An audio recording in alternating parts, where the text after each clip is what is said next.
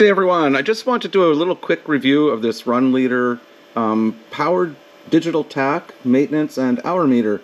I've been using one for about a year on a small mini bike, and surprisingly it's worked really well. The battery's still good. When you get it, the battery's installed, but you have to remove a little plastic thing, so you just turn this to get the battery, access to the battery, pull out the little plastic, turn it back in. Be very careful. There's a little O-ring because this is somewhat waterproof, so there's a little tiny O-ring. Make sure that's in there nice and round. Get this cover back on. Turn it around. It fires up then, and it has a little piece of plastic on there. Take that off. And as I said, I'm pretty happy with it. It comes with a few ways to mount it. I have mine mounted with Velcro, so you just put this on the back so you still have access to the battery if needed, and then of course this will go onto your bike in some location wherever.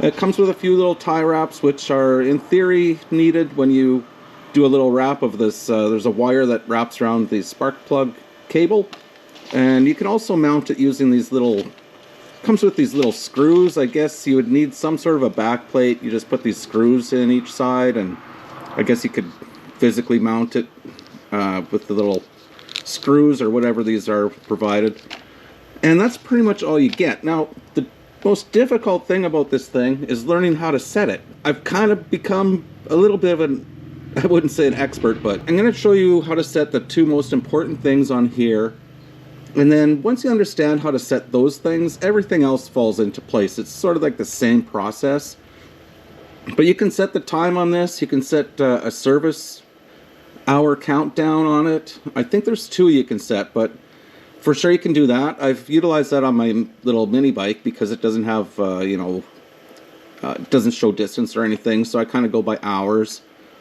What else? Oh, we'll tell you how many times the bike's been started. There's all these, a lot of little neat features in this thing.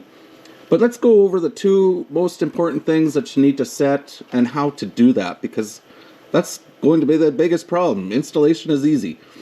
So anyways, I want to get to a setting that's, and you'll have to learn the little abbreviations that they end up having here. Basically, it's the stroke. And what that is, you have to set this to match the engine that it's going to be monitoring. So in my case, this one's going to end up going on my XT250, which is a 4-stroke, 1-cylinder engine. So we need to set it for that. And there's a little chart that helps you out to tell you what you should, how you should set it. So let's get to that one first. And you do that, you just start pressing this menu button, and I sure hope this shows up on the camera. Just start pressing it. It's going through the different screens and things that you can do. There's that stroke screen, and then start pressing the set button, and it starts flashing. I don't want that one, so just press it again. The stroke is what I want, and when it gets on there, press and hold. And then this one's set to 1 spark for every 2 rotations. And voila, once you get that set, I mean, I can go through them really quick. So there's all different engines, 6, 5-cylinder, 4, whatever.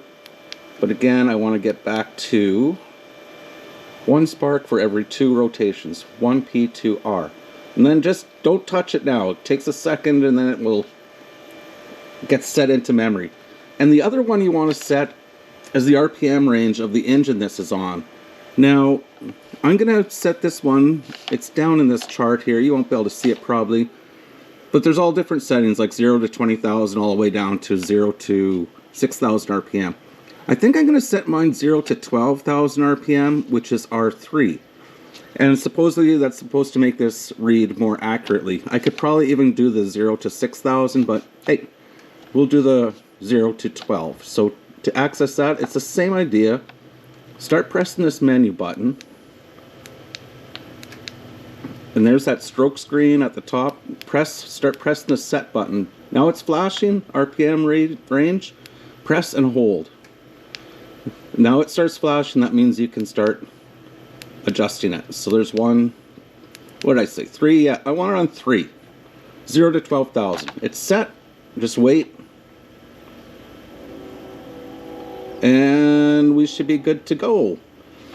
And other neat things, you know, if you go through the menu, You can actually see how many times the bike has been started, the max RPM, stuff like that. You can set all kinds of things. It will flash. You can set it to flash once you hit a certain RPM. Let me find that one screen on how many times. So I temporarily tested this on my XT. I've tried it 3 times. I just wanted to make sure everything was working with this.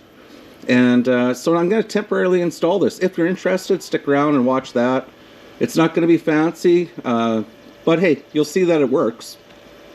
Okay, let me get set up. Okay, this is just a temporary install because really I'm going to be doing some experimenting. I'm going to be changing the front sprocket on this bike. I need to do some RPM readings and stuff, speed readings, before I change the sprocket to see what the impact is. That's a whole nother video though, it's something else. I just want to show you. So I was looking at the XT and I actually determined if you're going to do this permanently, I would probably just come in under here. This is the cable that ends up going to the spark plug. So I'd probably just end up going in through here. Just feed this through. The problem with the XT is there's not a lot of real estate to put things. So, because I already have some stuff on here, but I'll probably end up just temporarily mounting it, you know, somewhere like there. I'll probably just wrap it on. But if I were to do this permanently, I think this is a good way to come through on this bike. And then what you could do, spend a little bit of time, and we're going to come around the front of the cover here on the tank, and you could feed it right up along here. Let me lower the camera a bit now. So we're going to have it up here, come down through here on this side of the handlebars. That just prevents, there won't be a lot of movement then, because it's right centered almost. Let's get the camera lower. And then, as I said, I was suggesting, you know, take your time, feed it down along the bottom here. And I noticed a great little spot. You could feed it through, oh, this, you could trim this after too, if there's too much cable, or else pull up the excess, you know, wrap it up nice. But anyways, I found a spot right here on the frame you could come through, and I would almost, yeah, I would recommend, so go through once, and then come through again. And if we do this right, you probably won't even be able to really notice that it's there in the end. Where are you, and? But I just really wanted to show you guys how easy this is to hook up. Now the instructions will, here's a spark plug on the bike, so, or the cable. And it says, you know, you have to put X amount of wraps on it. I want to get even lower here. Hopefully you can see. So this is where you take the end of the cable, and I think it says in the manual, and you can do it, there's a bit of a sleeve on the spark plug, so just push that sleeve up. Get enough material where you can wrap it around about, I think they say 5 times.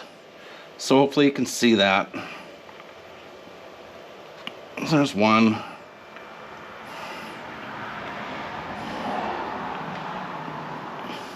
And honestly, that's probably going to be fine like that.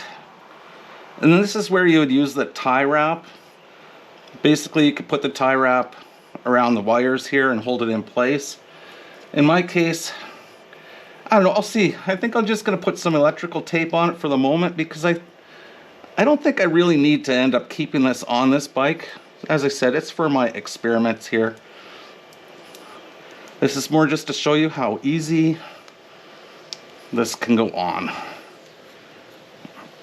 It's probably a good idea if you use the tie wrap. I would put the tape on too. And I think that's going to do her. And then again, now let's get this hooked up. So again, make sure you can see. So at this point, kind of like snug this up and then run it up underneath the tank here, and take your time. And I have some excess here up at the top, and really it's not that much, so you could just bundle this up, and I could wrap that up with some tape in a bit, and then just make sure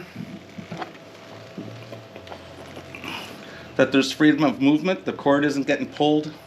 And again, I'm going to temporarily, let me just get the camera back up here. So again, you could just bundle this up, make sure you have freedom of movement, and I'm just going to probably end up sort of temporarily mounting this right here. Hopefully you can see. Yeah. Okay, so it's hooked up. And this bike, and you kind of have to know your bike a little bit, like what is the normal idle speed for an XT250? It kind of varies. It can be around 14 to, I believe, almost 1900 RPM. It's probably going to be, I believe my bike is right cold, so it's probably going to, whoa, stop moving around, camera. So my bike's probably going to start up, and I bet it's going to be around 1800. And I believe once it warms up, it should be around 1500. So we kind of know what kind of reading to expect. That's important. So that you know you have that, so you know that you have that set up properly. Okay, let's start her up.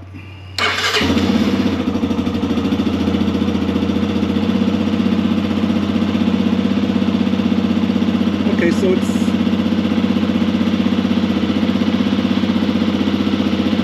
about 18, coming up to 19. That's perfectly normal for a cold start. And then once it heats up, it probably will drop down to about 1600, I think. I'm pretty happy with it though. It's what I expected, so settings are correct. Anyways, that's how easy it is, folks.